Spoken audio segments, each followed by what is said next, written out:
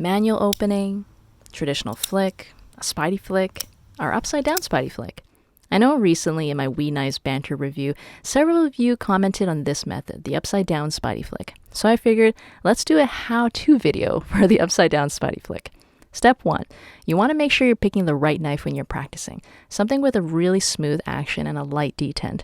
It may help to loosen that pivot as well. This way you can really save your fingers. And I'm really not joking about this one. As someone that's gotten some very severe tendinitis in my wrists from knife flicking and opening methods, I know it may sound silly, but warming up your hands, doing some stretches can really do some good. You're putting quite a bit of stress when you're activating your knife at that base of the thumb, the CMC joint, and also all the other joints when you're practicing your flicking. Step 2. As a precursor, I think it's important to have mastered that standard Spydie flick. Make sure you have a nice firm pinch to rack up that pressure with your finger. I find it's easier to start with knives with opening holes before progressing to a thumb stud opener. Step 3.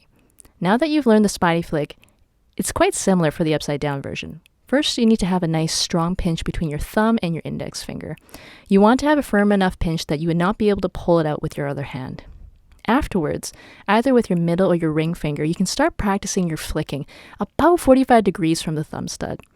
It's almost like when your fingers are wet and you're trying to flick water off your fingers. It's kind of like that. I find it can be helpful too.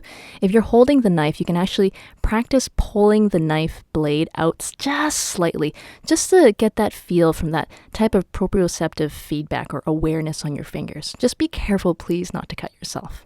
After that, adding a little bit of wrist action and just practicing. As you get better at this, you'll gather enough momentum from just your fingers and you won't need to have much wrist movement involved. So from here, I just want to show just how that movement is like from a variety of different angles. I know for myself, when I'm learning something new of any sort, I love it when I get to see things from rather obscure angles, and I find it can be surprisingly helpful. And after you add on that wrist action, just as you can see here, it's really just practice.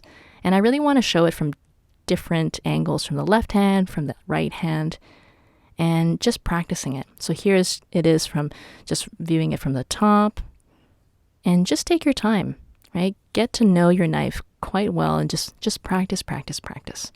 And there you go. So what I would say to this is just remember to enjoy your knives and whatever method you like to open or close them.